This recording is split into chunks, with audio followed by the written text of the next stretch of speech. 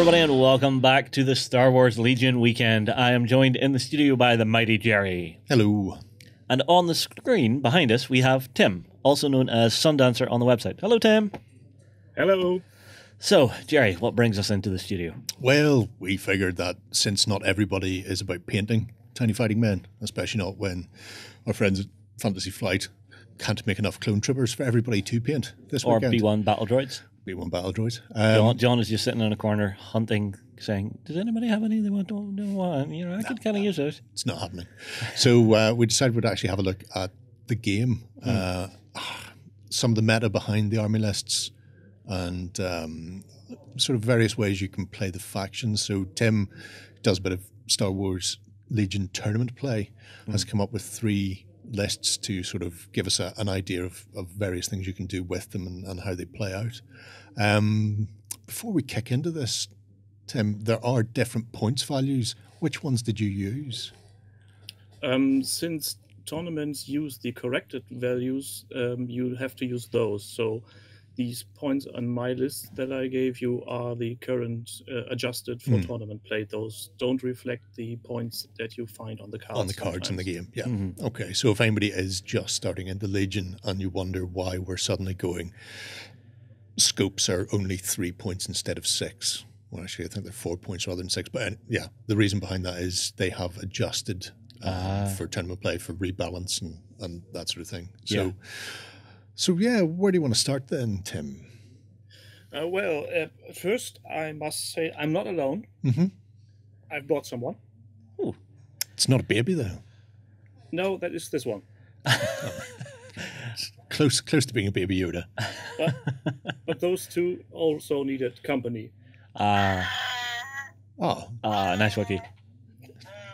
So that's that. Do you see a family resemblance it's like there, Jerry? Home Away from Home.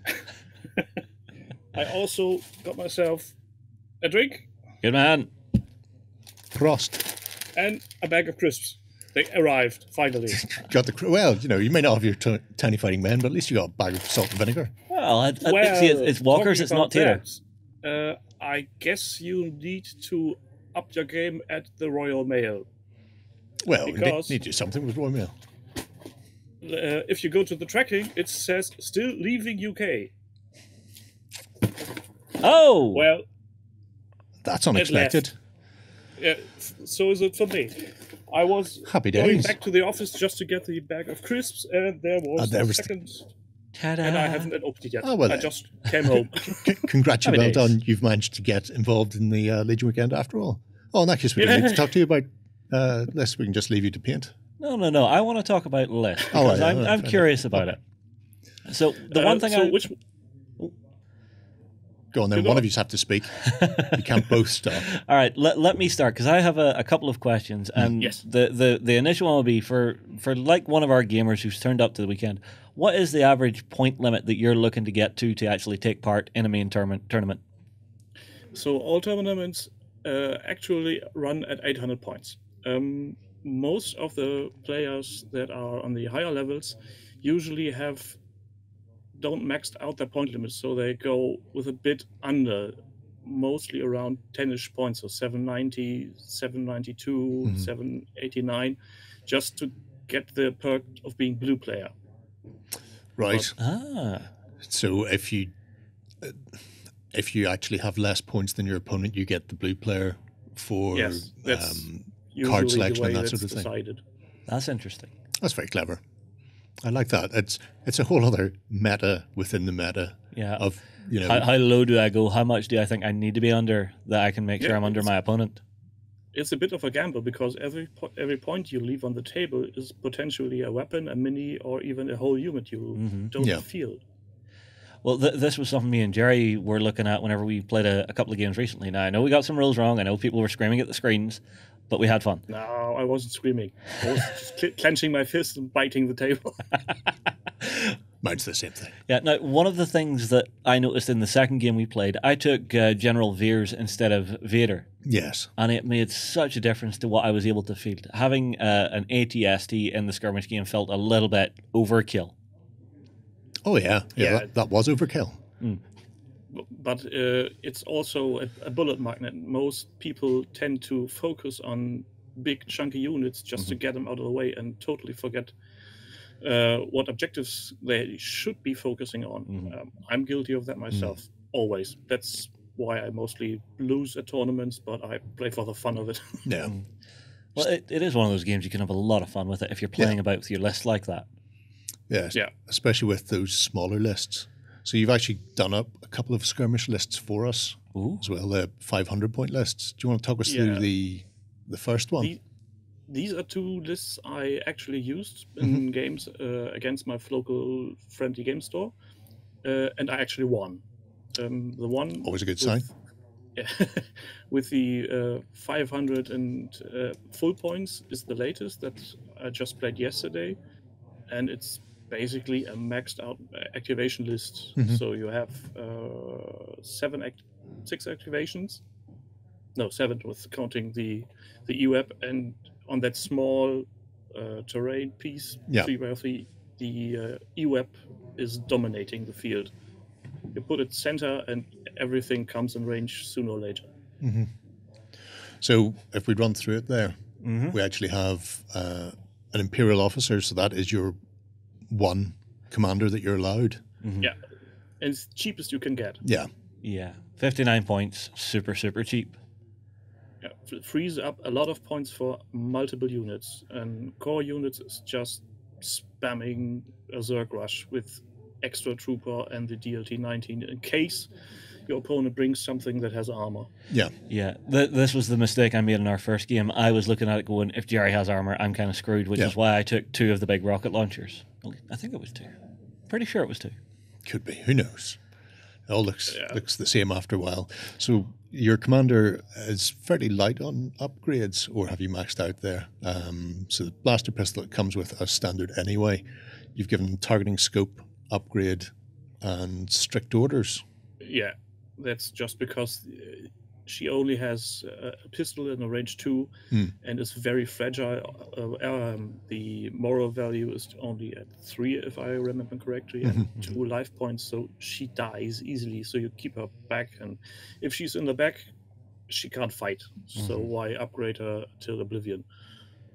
Yeah, she's just there to dole out the actual command cards and the order tokens that you need. Yeah, and she's not really there to do anything more substantial. Keep control. She has some nice features with handing out target tokens and relieving the troops from suppression, but that's about it.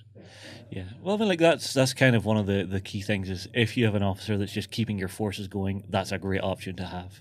Yeah, she's basically like a 40k or what would you call him again? Chaplain? No.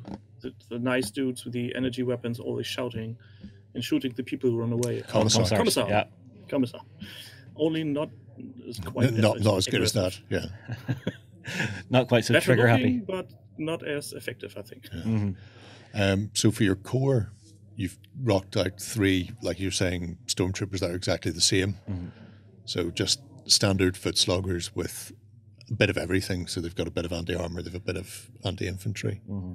Yeah, I would have taken 4 if I could, but I only have 3 build and paint units, so that's to do. And then instead, I had to opt for an Imperial Death Troopers. They cost the same, but have 3 biddies less, so less hit points. Yeah, I was just looking at that. So you're only 1 point difference for the Death Troopers. Are they substantially better? They have a higher moral value and they recover more quickly. And if you make the troop a bit better, bigger with more units, you can potentially use them as a flanking unit and wreak some havoc. But then they get expensive. Well, that's something else that a lot of novice players, I think, make the mistake of. It is they just upgrade their units to buggery and beyond. And I mean, like I saw some of the upgrades I was putting in, I didn't need them. And it ended up when I dropped them, I was able to get like an extra heavy weapon guy in there. Worst upgrades are those you put in and think you will need them, and after you played, you think, "Oh, didn't use it." Yeah, that's our first beat, folks. No. I think I did that with it was the impact grenades that caught me out. Yeah. Because they're 5 points a piece on the card. I don't know what the upgraded points value is, but I think I had 3 units with them, and that was 15 points. To use them, Yeah. so I rarely bother. And I think I only saw them once or twice on all tournament games I had. Whereas I took a couple of impact grenades in my squads because I only had anti-infantry weapons. Yeah. So if you were throwing out armor against me, I needed something that had a chance. Yeah, But, I got over greedy with the armor. I thought you were going to be rolling like an airspeeder or something against me. No. 500 points. Yeah. Oh, an airspeeder wouldn't have been affected by grenades. Oh, yeah. The last errata says he's immune to weapons that have a range of 1. Ah, that's important to know. See, always updating. That's the thing, because they do run a living rule book for Star Wars Legion. Yeah. So they're constantly Tweaking and Tweaking, upgrading. yeah. Which is terrible for old people like me who doesn't like PDFs and stuff. So I have to keep printing that out. You like your smelly old books. I like rule books that I can hold in my hand. I like something physical. Oh, I know. When the I'm the same EMP with novels. comes and the world ends, I'll still be able to play my games, whereas all the app people will be banging rocks together. That's how I look at it. Or try to keep on all the printed out documents not to fall apart. Yeah. Aye. So apart from your Death Troopers then, next thing you have is a set of Scout Troopers. And are you rocking the sniper in this setup? You are. Yeah. It's just on this, again, like with the EWAP, they have a really long range. And if you set them up correctly, which I didn't yesterday, you have a range 5, which basically covers the whole map. Mm-hmm. You see someone, you shoot him, he's gone. Yeah, so they're kind of like a delete button. Yeah, and before the errata, they had infinite range, so you could put them on one end of the table and shoot everything inside. It was a very bad time in the second tournament. I had nearly everybody had 3 sniper troops and was killing the hell out of it. Mm-hmm. You say it's a bad thing. I don't see that as a bad thing. So E-Web is... When you're on the receiving end, it's bad. Well, E-Web and Sniper then are more or less interchangeable in this list for you. They both do the same job. Is there a points difference? Yeah. Barely. Barely? But Okay. not hugely. Okay. Yeah. 8 points difference between the pair of them. Okay. But they're performing the same role. Yeah. The thing is, the EWAP has a shorter range, but if you attach a generator, you have either the barrage for anti-infantry, or you have the overcharge as I used against armored vehicles. Mm-hmm. Yeah. See, well, this gives you options then. Yeah. The final thing in this list then would be your command hand. So obviously with Legion, you build a hand to go with your forces. Yeah. So have you picked anything that would be unusual out of the standard setup that you were getting? You know, if you're picking up the core box, there are obviously the assault push, standing orders, those sort of things. But what have you gone for beyond those? That's just the basic cards that are non-specific that were in the first upgrade set FFG sent out. So it's ambush, covered operation, pin down, push, assault, coordinated fire at standing orders. Every other card has a name on it, so I can't use it with this generic commander. Mm-hmm. So that's kind of the trade-off that you have for getting such a cheap commander, is you don't have those turns where you're playing down those bigger cards that are giving you those extra whizzy things happening. But on the other hand, you don't have to think about when will I use this special card and maybe my commander gets killed. You just say, oh, I will go first now and use pip 1. Ding, ding, ding, number 2. Oh. I will train you yet. Nah. Don't listen to him. You play with him. You're in a whole other country, mate. He's never going to get to you. If you come over here, I give you a very comfy blanket and you can snuggle that. There you go. See? In a corner, can I have a corner inside, or am I out in the yard? No, you can have a place on the sofa. Ah, nice. So that 500 point list it's obviously what you were rocking at local tournaments then, based on what you have painted so far. But you've done another 500 point list that's a bit different. Is this one that you've used in the past as well, or is this just something that you were No, that was actually the first game of skirmish I played. Right. Again, with my friend from my friendly local game store. And since the gaming area is so much smaller, I thought maybe Old Man Vader now can see the light of day again, because he technically has the chance to reach the other end of the table without getting shot.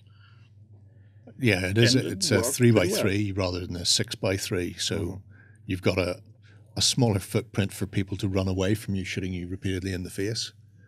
But again, the initial setup areas are much more closer than on the bigger maps.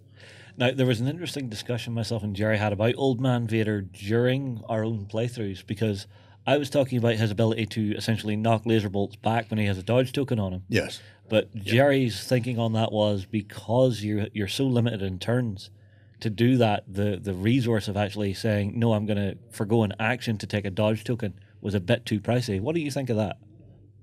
I don't think it's too pricey.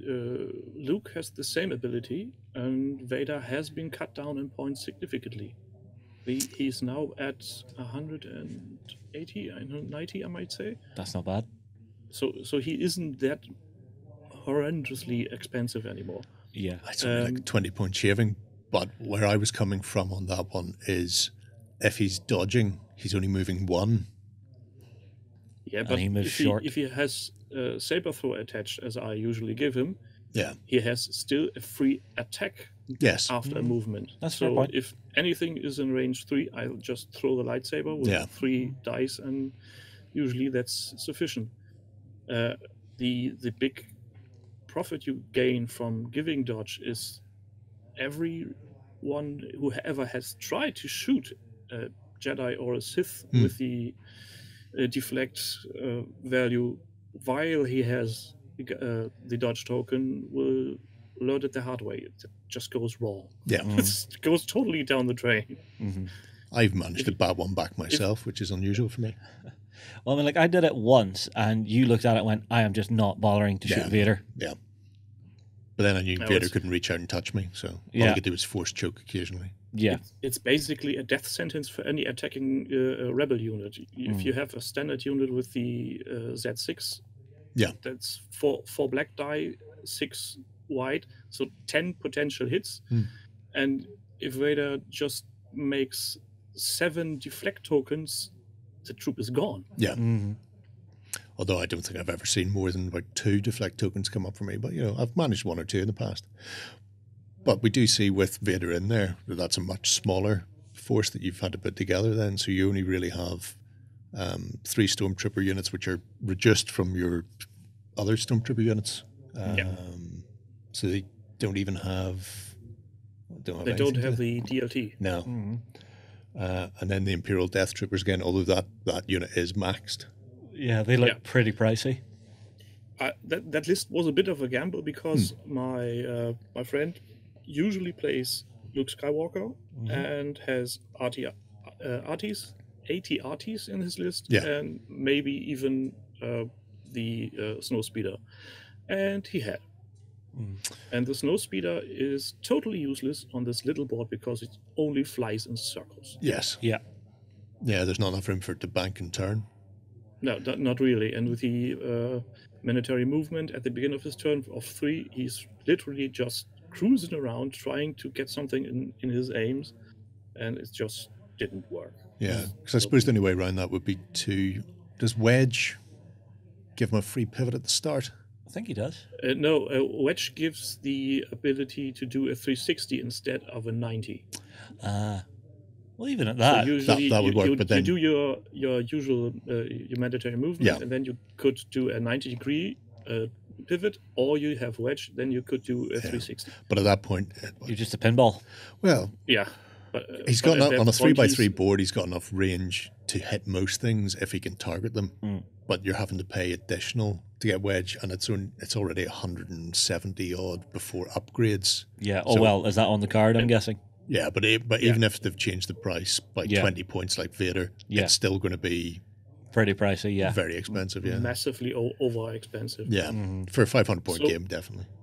So I literally just took Vader to have something to stay to field against Luke, what really worked. He killed his son gloriously, and after that, I ignored the snowspeeder and just killed off everybody else.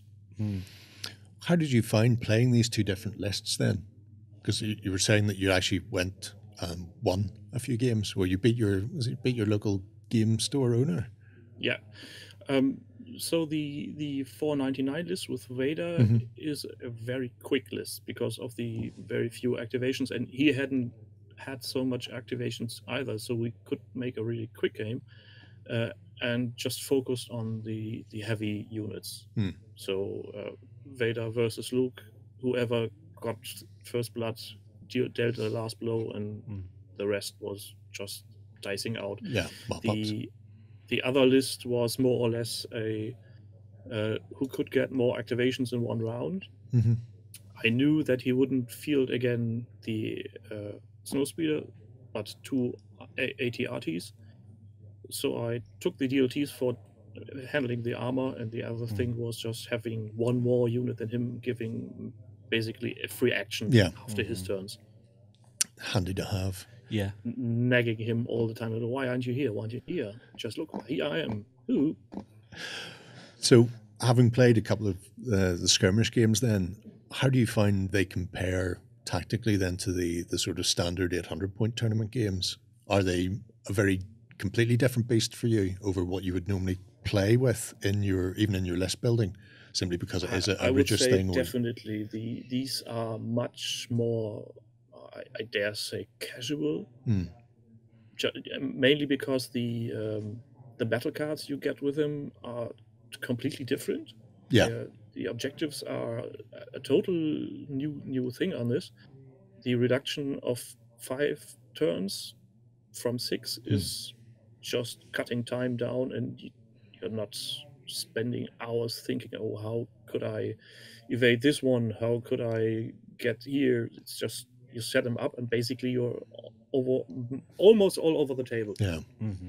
Because I know so it's much more relaxed. The skirmish games we had never lasted longer than 2.5 hours, and the 800 points are usually 3 to 4 hours.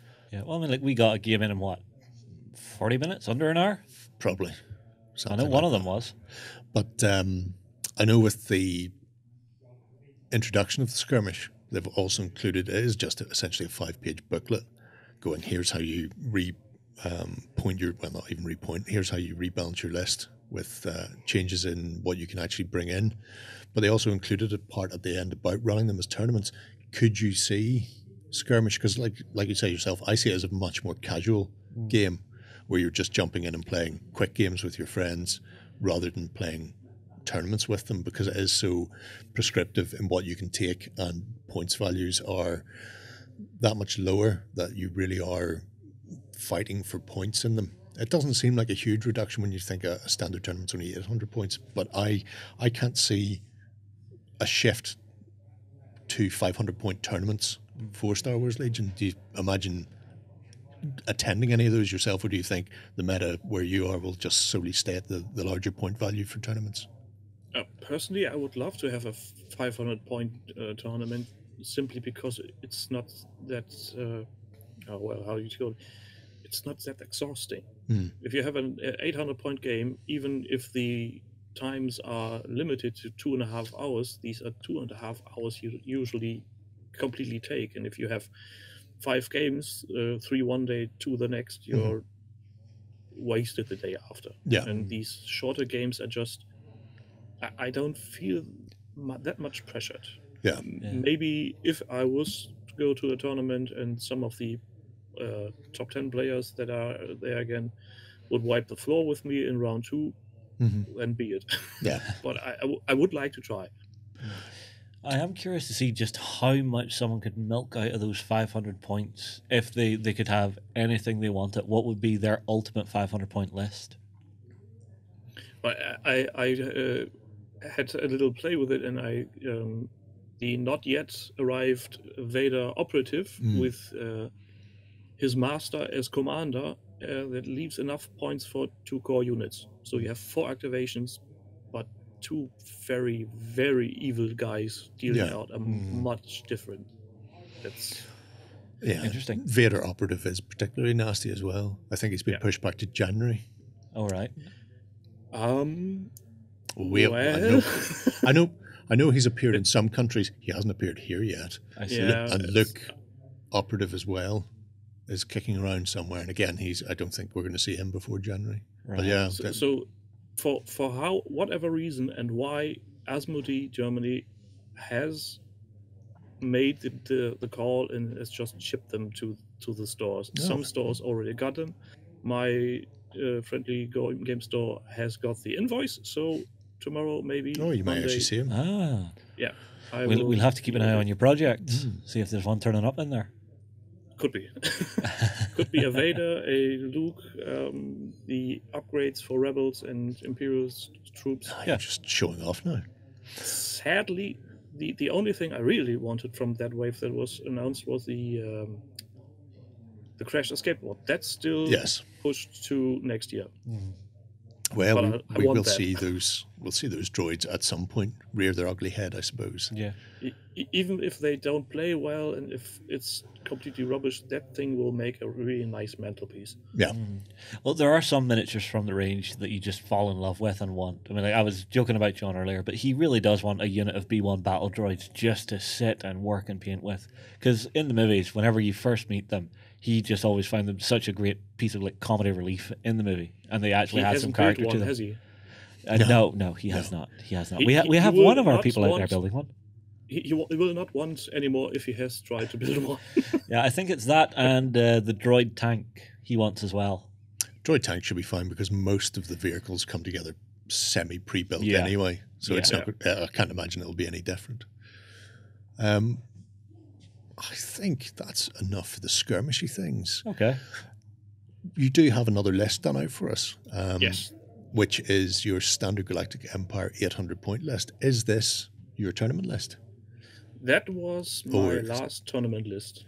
Before we get into it, the meta in your area, are you seeing certain net lists? Because with very competitive games and the way they've rebalanced Star Wars Legion a few times where you've got these points adjustments being made, are you seeing the same lists recurring? Is there a net build for Empire and a net build for Rebels that you'll just see on table after table? Interesting. Yeah, there have been various meta lists. So in the beginning, when snipers were new, everybody and his daughter had snipers, at least 2 or 3. In the last tournament, we had some very nasty chain activations. Empire players had mud troopers with the mortar that could lead to another activation that got some nasty chains, and the separatists also had a similar effect, which they can chain through their droids massively. If a unit is activated and another unit is in range 1, I think, then that gets its activation too. And so basically, I had 2 games where in the first round, my opponent just activated a unit and chained up to 6 other units and basically had almost all his units active. And I just, that's a game. Yeah, but that would massively change just the flow of the turn, because an alternate activation game, you always feel like you're in the game, you have a chance to do something. But if someone just takes a massive titanic swing at you and nobbles half your force, by the time you get to activate, fine, you're getting the same number of activations, but damn, you're less effective. At that time, you don't have any activations left. Yeah, possibly. Shot in the ground. Everybody's been lifted off or suppressed to hell. Yeah. So how does this Legion list run for you then? Is this just what you like playing with because of what you like in it, or is there a certain amount of I want to win some games at a tournament? How does this compare to the standard meta lists for your area? Well, to be completely honest, I never won at any tournament, ever. I usually get beaten or have a game somewhere where it's with a draw or a close call, but I usually don't give a toss. To be honest, that's the best Sounds way. good. Yeah. So take us through then. I usually build some lists that seem fun, and I try. And most people that do the all the winnings seem to be playing 24/7. Yeah. I just can't have that. It's just not Yeah. can't do it. And they always seem to know your own list better than yourself. So Yeah, you do have some can't people. compete with that. Yeah, they know every facet of everything. Because I mean, like, if I'm coming to a game and I don't know what I'm looking at, I don't know how to prioritize my targets. I don't know what needs to die first. I'm at that point just having fun. Whereas if my Worst case opponent scenario sees was the everything, last tournament. This was just after the release of the Clone Wars set. It was, I think, tournament legal for a week or something. Yeah. So basically, nobody except the ones who have Clone Wars had fought against them, and yeah. So the things like Yeah. the chaining and that sort of thing came as a lovely shock. surprise. General Grievous was a total unknown, Yeah. and he's really bad. I was if having you a fight look. against him. I was having a look. He does look quite aggressive. Yeah. Yeah, he is. So do you want to run us through then what your tournament list is for 800? So it's basically the same on the 500 list, just a little bit oofed up. So we have the Imperial Officer, and Commanding Presence is something I always take on tournaments, because having a command range getting from 3 to range 4 is Huge. very handy, especially on these large maps. The Stormtroopers are standard run-of-the-mill DLT with no extra troopers, so just having some cannon fodder running around. Yep. I usually take one medical droid with me, which is quite handy when you have troops like the Royal Guards, who could be wounded or even be healed, so they don't fall like flies. Yeah. And you do take... Snowtroopers have the same bad movement like Vader. They only have one, but they have a free range attack, so I usually stuff them into something. And I think with this list, yes, I had the GAVW Occupier tank. Yeah. And that was basically just the ride for the Snowtroopers. So I mounted them in the initial phase with the tank. Tank moves forward, and the Snowtroopers disembark and have already half the battlefield. So, and then apart from the heavy tank then and your standard core troops, the Imperial Death Troopers make an appearance alongside the Royal Guards, just to give you a bit of extra oomph, I suspect. Yeah, so basically both units, when moving in parallel, the Guards basically just take the hits for the Death Troopers so that they don't get hit as hard. And if I can get them into close combat, they can really deal out some damage. Yeah, because the Royal Guard are particularly short range as well. So do you just use them as a meat shield? They only have a pistol with a range 2. Yeah. Just meat shield the Imperial Death Troopers up, and if any Royal Guard survive, that's a bonus for you. Yeah. Now, how much are the Royal Guard? Just how expensive is that meat shield then? Well, there's 4 guys for 102 points. Yeah. Okay. That's only 4. They do have 2 wounds each, though. Yeah, that's fair enough. That's the point. And with a medic droid, you can heal 1 point, or a died trooper that has died in the same turn can be revived. Yeah. Yeah. And he only has to be in the vicinity of range 1. Yeah, so that unit of Stormtroopers with the medical droid is kind of bumbling along with them. Yeah, it's basically jumping around between units, taking the medical droid to where it's needed, and after two activations, the droid is spent, and then they can throw themselves into the fire. Yeah. Well, it sounds like an interesting and fun list. I do like the little upgrades, things like between the medical droid or stims.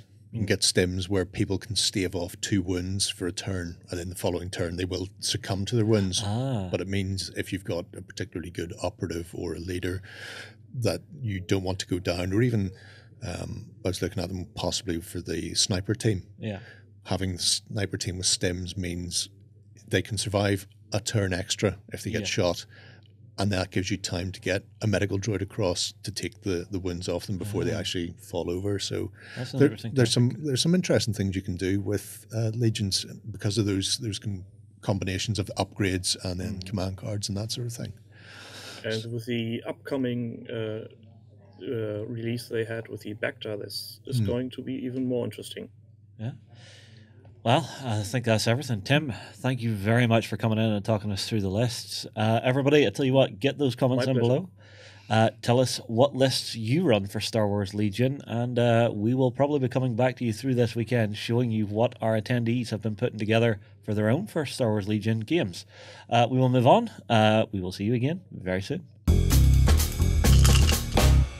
Go ahead and check out our other content on screen now. And while you're at it, why not hit subscribe and remember to ding our dong. Go on, you know you want to click it. Go on.